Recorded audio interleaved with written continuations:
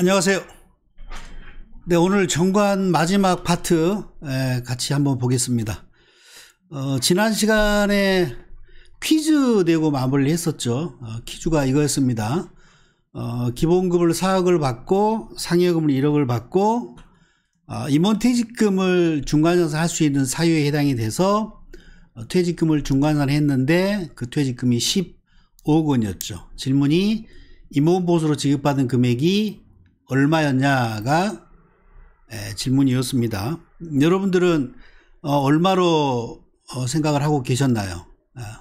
이미 교재를 보신 분들은 답을 찾으셨을 테고요. 교재를 안 보신 분들은 아마 정확한 답을 하는 분들이 많지 않을 거예요.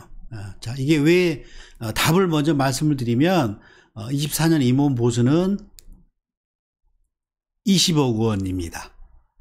그러니까 이 질문을 드리면 대부분의 사람들이 5억이라고 답을 합니다. 5억이라고. 그러니까 기본급과 상여 이 부분이 근로소득으로 연말정산 대상 소득이 되고 이 5억 원을 2월 달에 연말정산 한 다음에 5월이 되면 종합소득세를 신고하게 될 때 이 근로소득과 다른 종합소득 이자 배당 사업, 연금, 기타 소득 합쳐가지고 합산과세를 하고 있는 거죠. 그리고 이제 임원퇴직금은 종합소득으로 합산한 대상이 아니죠. 임원퇴직금은 별도로 과세를 합니다. 별도의 계산구조와 그 방식에 따라서 별도로 과세를 하죠. 이걸 우리가 이제 분류과세한다라고 얘기하죠. 그러니까 이제 이 소득에 대해서 임원이 받는 이 전체 20억 원에 대해서 세법상 과세 체계가 5억은 근로소득으로 과세를 하고 있는 것이고 15억 원은 노후자금에 대한 어떤 그런 그 개념에서 생긴 게 퇴직금이기 때문에 세금을 많이 떼질 않죠. 그래서 이제 별도로 계산하는 방식을 두고 있고 분류 과세를 하는 거죠. 이게 이제 5억이라고 답을 하는 게 어떻게 보면 정상적인 답이에요. 왜냐하면 우리는 세법의 눈에 익숙해져 있고요. 세법에 근거해서 사물을 보기 때문에 5억이라고 생각하게 된다는 거죠. 근데 이제 우리가 텍스 플랜을 하시게 되면 거의 대부분은 세법이 큰 영향을 미치죠. 그러니까 세법에 관련된 법령 근거를 확인하시고 그걸 이제 실무에 반영을 하게 되는데 임원보수나 이런 일부 소득에 대해서는 세법뿐만이 아니고 상법상의 어떤 그런 법률적인 요건이나 이런 점들을 고려해서 플랜에 반영을 해야 됩니다. 임원보수가 이런 개념인 거죠. 자, 이게 이제 법률에 나와 있는 개념은 아니고요. 상법상 임원보수의 법률적인 성질과 관련된 얘기입니다. 관련 근거를 한번 볼게요. 자, 이게 우리 교재로 보면 288페이지에 있습니다. 이게 중요한 개념이죠. 그러니까 이게 사실 알고 보면 뭐 아무것도 아닌 그런 개념일 수도 있는데 이거를 이제 아는 기업과 그렇지 않은 기업과에 있어서는 이게 이제 세무상 문제가 된다 그러면 뭐 사실 수억 원이 세금으로 뭐 이렇게 불이익한 처분을 받거나 이럴 수 있는 거죠. 자, 대법 판례고 다수가 있고요. 자, 회사의 업무 집행권을 가진 이사 등은 회사로부터 일정한 사무 처리를 위임받고 있는 겁니다. 위임. 그러니까 회사의 관계가 위임 관계라는 거죠. 그러니까 우리가 일반적인 근로자는 회사의 관계가 고용 관계이죠. 고용 관계인데 임원은 고용 관계가 아니라 위임 관계라는 거죠. 그러니까 민법상 위임 계약이 준용해서 적용이 되게 됩니다. 그래서 근로기준법 소정의 임금과도 다른 것이고 빨간색 보시면 이사의 직무 수행에 대한 보상으로 지급되는 대가가 모두 포함되고요. 자, 퇴직금 내지 퇴직 1억금도 직무 집행의 대가로 지급되는 보수다라는 겁니다. 그래서 이걸 정리하면 임원보수의 범위는 월급, 수당, 상여금, 퇴직금, 퇴직 1억금, 뭐 명예퇴직금 뭐 등등 많은 소득이 있겠죠. 그러니까 당해 과세 기간에 지급받은 게 다 임원보수에 해당이 된다라는 거죠. 그래서 상법상 임원보수의 개념이고요. 자, 이 개념을 고려해서 정관에 녹여내야 되는 겁니다. 정관 전체 조문 중에서 텍스와 관련된 가장 중요한 조항이라고 보시면 됩니다. 그래서 어떻게 하냐면 이렇게 이사감사의 보수와 퇴직금 이게 하나는 묶여 있죠. 묶여 있고 1항에 이사감사의 보수를 규정을 하시고 퇴직금은 2항으로 빼서 이렇게 정관 내용을 정비를 하셔야 되고요. 그리고 임원의 보수에서 보면 이 가로의 의미를 생각해 보셔야 됩니다. 자, 여기서 보수란 퇴직을 원인으로 지급받는 건 제외하고 그 한 소득을 말한다라고 명확하게 명시를 해 놓으시고, 자, 그 한도를 1인당 연간 보수 한도는 10억으로 한다라고 한도를 정관에 규정하는 형태로 하는 게 개인적인 의견은 바람직하다고 봅니다.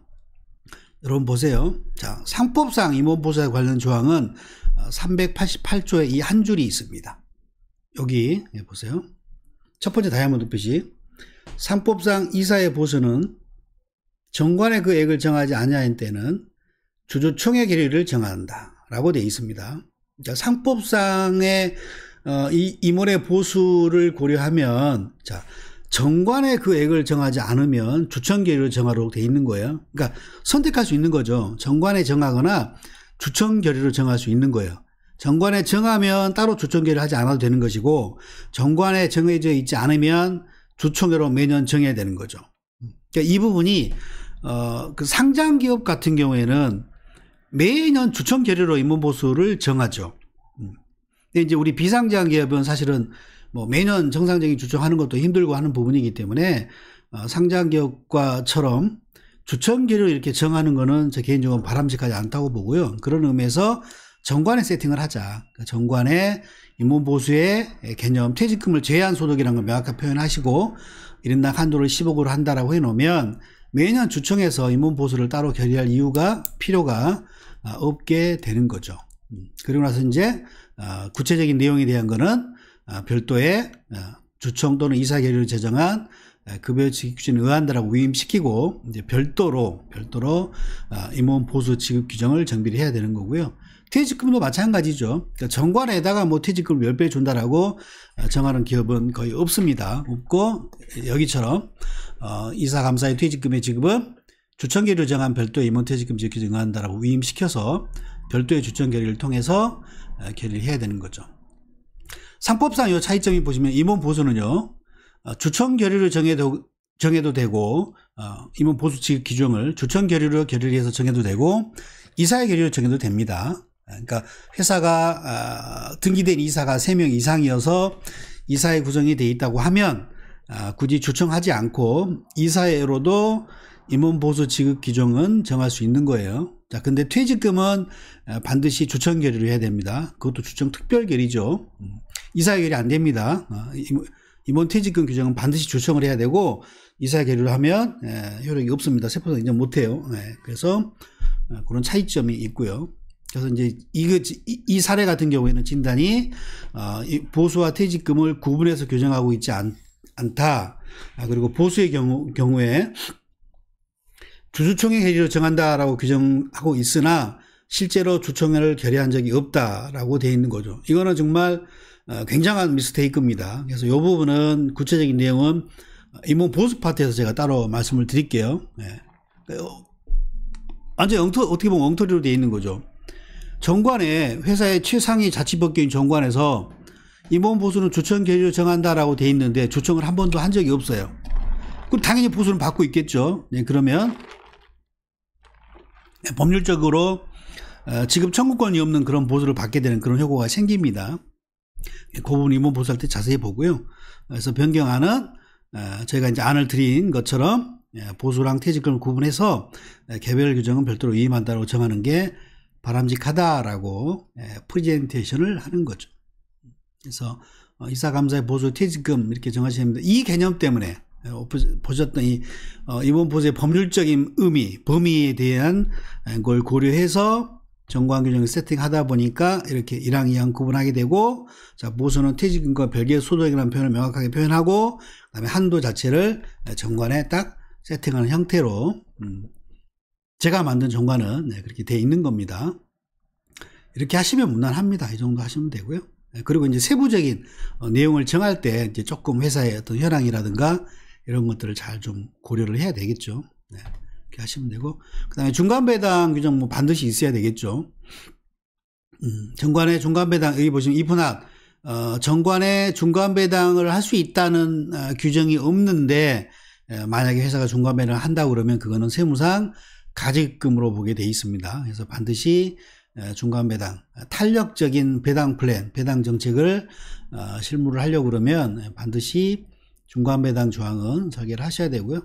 이 얘기 뭐 대표님께 말씀드리면 뭐 당연히 뭐 이거 넣자고 하죠. 이걸 빼자는 대표님 한 번도 본 적이 없습니다. 그래서 중간배당, 그리고 이제 또 주정 결의를 하는 게 아니고 이사회 결의를 할 수 있는 것이기 때문에 이사회 결의를 통해서 탄력적인 배당 정책이 할 수 있도록 설계하는 게 좋다라는 거죠. 제가 했던 이 회사는 중간배당 조항이 기재되지 아니한 상태였어요. 그래서 배당 플랜을 위해서 중간배당 조항을 변경하자라고 제안을 한 그런 케이스입니다. 중간배당 반드시 넣어야 되고요. 그리고 현물배당.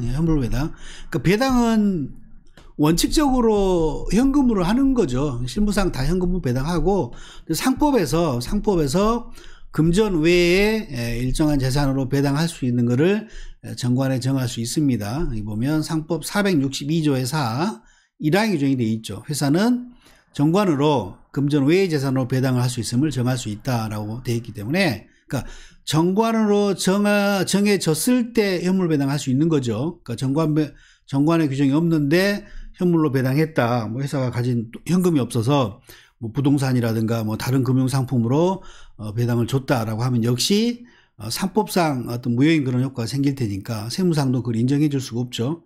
그럼 앞에 보셨던 중간배당 조항처럼 정관의 규정이 없는데 현물 배당을 하면 역시 가지급금 처분을 받게 되겠죠. 그래서 현 정관도 현재 현물 배당 조항이 기재되지 아니한 상태다 해서 안과 같이 현물 배당을 넣는 게 좋겠다라고 제안을 하죠. 그러면 대부분 대표님 다 오케이 하시겠죠. 그래서 여러분들이 요 밑에 있는 요 예시된 조항 밑에 있는 요 내용들은 교재를 보시고 차분히 한번 나중에 읽어 보셔야 됩니다. 제가 이거를 다 말씀드릴 수는 없어요. 그래서 너무 늘어집니다. 그래서 277페이지에 관련 내용을 한번 보시면 되고요. 넘어갈게요. 그다음에 공증 여부입니다. 공증. 자, 우리가 특정 회사의 정관 컨설팅을 수행을 하게 돼서 이게 이제 1차적으로 프리덴시에이션을 하고 회사가 주요한 내용들에 대해 의사결정을 최종 컨펌을 하게 되면 최종안이 이제 확정이 될 거 아니에요. 이제 그러면 변경 등기가 필요한 경우에 변경 등기를 하게 되고, 그리고 이제 공증 여부가 이제 실무적으로 문제가 되거든요. 자, 공증 여부가 어떻게 되느냐. 자, 정관 변경 효력은 법률적인 정관 변경 효력은 주주총회에 특별 결의가 있으면 유효하게 정관 변경이 이루어지는 것이다. 공증인의 인정 여부는 정관 변경 효력 발생에는 아무 영향이 없다라는 겁니다. 그래서 우리가 특별 결의를 한 어떤 사실관계를 입증할 수 있다고 그러면 굳이 공증을 받을 필요는 없겠죠. 다만 공증을 받아야 하는지 여부를 우리가 살펴본다 그러면, 우리가 예를 들면 지금 2024년 5월 1일인데 오늘이 24년 5월 달에 주주총회를 우리가 실시해 가지고 결의가 있는 이 시점, 이거에 대한 논란이 이제 실무적으로 생길 수가 있죠. 이때 진짜한 게 맞냐라는 이제 그런 의문이 세무조사나 이런 과정에서 문제가 될 수 있거든요. 이제 이럴 때 우리가 공증을 받아 놓는다고 하면 제3자의 대항력이 완벽해지겠죠. 2024년 5월에 우리가 주주총회를 실제 한 거를 입증할 수 있는 그런 중요한 근거가 되겠죠. 공증까지 있다 그러면. 여러분, 한 가지 주의할 점이, 실제 주주총회를 하지 않고 한 것처럼 주총 의사를 만들고 공증을 받았다라고 해서 효력이 있는 게 아닙니다. 실제 주총회가 있고 그 시점을 좀 더 명확하게 하기 위해서 공증까지 받았을 때 완벽한 법률적 효력이 생기는 거지, 총회를 하지 않고 공증받았다고 해서 효력이 절대 생기는 게 아니라는 겁니다. 다만 공증을 받아놓으면 제3자에 대한 대응력과 일정한 시기에 분명한 변경이 있었다는 입증 책임이 강화되는 측면이 있는 거죠. 그래서 우리가 여러 가지 제도 정비 작업을 수행하게 되는데, 그 중에 텍스와 관련돼서 그 세액 효과가 수억 내지는 뭐 수십억이 해당되는 그런 플랜들이 있죠. 대표적인 게 임원퇴직금이거든요. 회사가 성장해서 연봉이 상당한 수준이 되고 근속 기간이 뭐 길고 임원 퇴직금 지급 규정이 뭐 3배, 뭐 2배 이렇게 정비가 돼 있다고 그러면 퇴직금이 몇십억이 지급이 되게 됐죠. 이제 그거를 총회를 제대로 하지 않고 법률적으로 무효인 그런 상태가 된다라고 하면 수십억 원이 송금 불산입되고 비용 인정을 못 받고 그리고 그게 상여로 처분되게 되면 사실은 뭐 거기다 또 가산세까지 붙을 거 아니에요. 이제 그러면 뭐 받은 퇴직금이 뭐 다 사실은 뭐 세금으로 나가야 되는 그런 상황이 될 수 있습니다. 그래서 저도 실무적으로 퇴직금 같은 경우에는 가능하면 공증을 받는 쪽으로 말씀을 드리고 있는 편이고요. 그래서 실무 메시지 보시면 정관 변경은 효력 요건이 아니다라는 거죠. 실제 총회를 실시하고 한 것이 법률적인 효력인 요건이라는 거죠. 그래서 이 부분은 퇴직금 변경 관련된 플랜을 진행하게 되면 반드시 실제 총회를 실시하고 공증을 받는 게 좋고요. 실제 총회를 실시하는 게 부담스럽다라고 하면 전 시간에도 말씀드렸지만 서면 결의 형태로 총회 의사록을 작성하고 공증을 받고 하면 완벽하지 않을까 싶고요. 여러분 서면 결의를 하더라도 반드시 해당 주주가 직접 날인하도록 그 관리를 하셔야 됩니다. 이게 그 대부분 회사가 보면 이사의 의사록에 대한 이사 도장도 대표가 다 갖고 있어요. 막도장 막 갖고 있고 그리고 주주들 도장도 대표가 다 갖고 있거든요. 그래서 그런 의사록들을 작성하면 원래 출력을 해가지고 해당 주주로부터 서면 사인을 받거나 뭐 날인을 받아야 되는데 이거를 그냥 회사에서 그냥 빵빵빵 찍어버리는 경우가 있죠. 이거는 사실은 본인이 진정한 의사로 그 동의를 한 게 아니기 때문에 이게 이제 문제가 될 수도 있는 거죠. 그래서 하시더라도 반드시 모든 주주가 서면 결의 형태로 하시더라도 모든 주주가 국내에 있는지 확인하시고 그리고 실제로 각 주주로부터 날인을 받도록 실무적인 단도리를 꼭 하셔야 됩니다. 이걸 제대로 안 하게 되면 세무상 엄청난 문제가 생길 수 있어요. 네, 이렇게 하시고 벤치마킹 방법입니다. 우리가 정관 변경 작업을 수행하실 때 벤치마킹 하는 방법이 전자공시 시스템을 이용하는 거죠. 그러니까 그러니까 이 상장 기업들이 여기 전자공시 시스템에 다 공시를 하게 돼 있잖아요. 그러니까 상장 기업들은 매년 뭐 상법이 뭐 자주 개정되는 법률은 아닙니다만 어쨌든 매년 뭐 변경된 상법이라든가 이런 그것들을 업데이트 해가지고 전자공시 시스템에 등록을 하게 되겠죠. 그래서 금융감독은 전자공시 시스템에 접속하셔가지고 상장에서 정관을 한번 벤치마킹을 하시면 되고요. 목적사항 같은 게 좀 유용하게 벤치마킹 할 수 있죠. 그러니까 지금 현재 기업 운영하는 회사에서 다른 업종에 뭐 별도의 신설법인을 세운다든가 이런 걸 하게 되면 그 새로운 업종의 목적사항을 정할 때 이미 그 업을 하고 있는 상장된 규모 있는 그런 회사의 목적사항을 참조를 하면 도움이 좀 되겠죠. 그래서 금감원이 아니고 전자공시 시스템에 접속하셔가지고 이렇게 사업보고서 검색하시면 사업보고서를 열면 여기 보면 위쪽에 보면 첨부 있잖아요. 여기에 감사보고서, 뭐 영업보고서, 정관 이런 것들을 다 첨부 등록하게 되어 있거든요. 그래서 요거를 벤치마킹을 하시면 좋습니다. 한번 가볼게요. 카페를 가서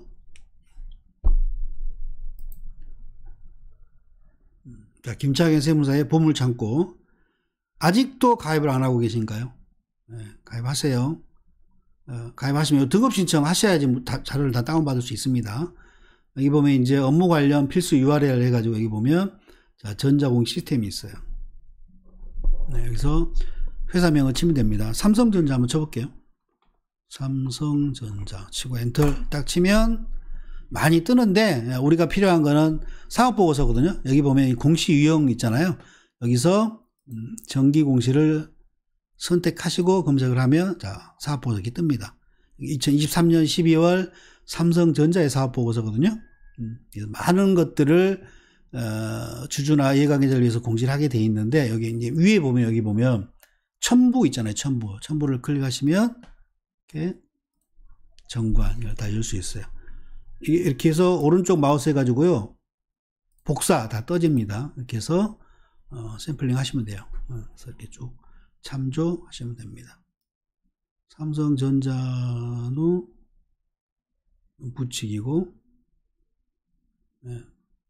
한 40개 정도 조항되네요. 그러니까 이런 큰 기업도 40여 개 조문이 되죠. 그러니까 우리 일반적인 비상지급 하게 되면 한 60개 정도 되거든요. 60여 개 조문 정도가 되는데, 삼성도 그러니까 불필요한 거 넣지 않은 거죠. 필요한 그런 것들 넣다 보니까 40여 개 조문 정도가 되는 거고요. 삼성전자는 임원보수 어떻게 되는지 한번 볼까요? 이사의 보수는 주천계를 정한다고 되어 있네요. 퇴직금은 이렇게 조항을 여기 분리해 놨네요. 조항을 분리해서 퇴직금도 별도로 정한 퇴직금 지급증 요한다라고 했고, 여기도 보면 보수 한도는 주천계리로. 그러니까 삼성전자 같은 데는 매년 총회를 하잖아요. 그래서 매년 3월 결산 조정을 하게 될 때 안건이 등장하는 게, 공통적으로 등장하는 게 당해년도 임원보수 한도 승인의 건이 있겠죠. 근데 우리 비상장 기업은 상법에서 주천결의와 정관의 정을 둘 다 허용하고 있기 때문에 우리는 이제 정관에 이제 그걸 결의하는 형태로 하는 모형을 썼었고요. 자, 이렇게 하게 되네요. 이거 참조하시면 됩니다. 참조하시면 되고요. 그리고 지금 이제 정관이 이제 다 끝난 건데 여기서 정관을 한번 볼게요. 제가 카페에 올려놓은 거 보면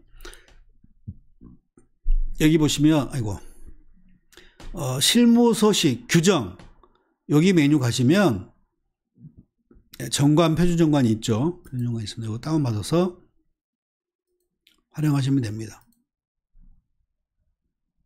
네, 활용하시면 됩니다.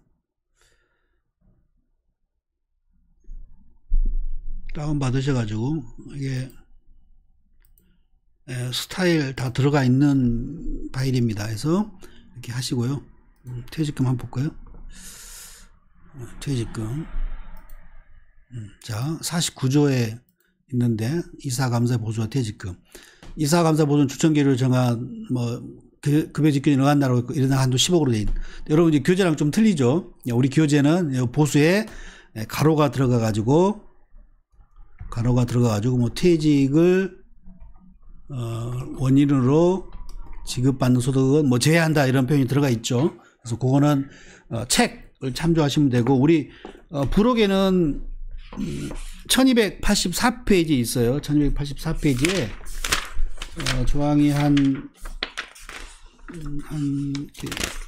62개 조항으로 구성이 되어 있거든요. 교재 하시고, 그러니까 이게 아마 예전에 이제 올려놓은 샘플이에요. 카페에 올려놓은 거. 그래서 카페에다가 지금 있는 것처럼 여러분 최신판을 올려놓지 못하고 있습니다. 그러니까 왜냐하면 책을 안 사실 거기 때문에. 그래서 요거는 기본 모형으로 그냥 참조만 하시고, 세부적인 내용은 교재에 있는, 우리 부록에 있는 표준정관 샘플 있는 내용을 참조하셔가지고 실무를 하시면 될 것 같습니다. 네. 이렇게 활용하시면 될 것 같고요. 정관 이렇게 해서 이제 4번 다 찍어서 이제 마무리 했습니다. 이제 다음 시간부터는 임원 보수 등 관련된 내용부터 순차적으로 쭉 강의를 준비하도록 하겠습니다. 여러분 수고하셨습니다.